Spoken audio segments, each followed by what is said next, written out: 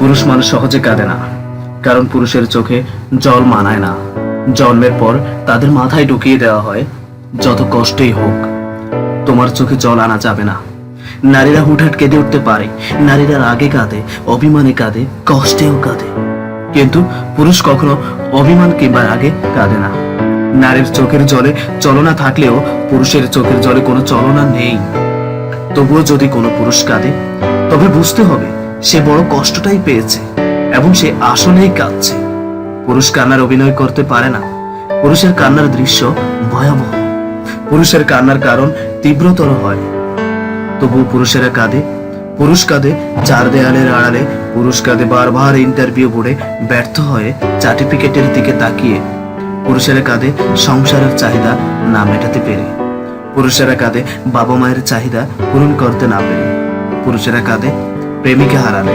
পুরুষ মানুষ নিজের জন্য যতটা না কেঁদেছে, তার চেয়েও বেশি কেঁদেছে অন্য কারোর মন রক্ষার জন্য।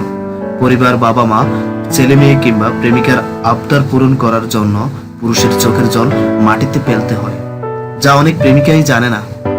ইতিহাস বলে, যে নারী ইচ্ছাকৃতভাবে পুরুষের চোখের জলের কারণ হয়েছে, সেই নারী জীবনে খুব একটা সুখী হতে পারেনি। এটা নয় কোনো পুরুষের অভিশাপ, এটা পুরুষের চোখের জলের কারণ আর দীর্ঘশ্বাস। নারীরা বেঁচে থাকে বাবা কিংবা স্বামীর উপর ভরসা করে, আর সেই নারীর জন্যই যদি কোনো পুরুষের কাঁদতে হয়, তাহলে সেটা সেই নারীর জন্যই অমঙ্গল।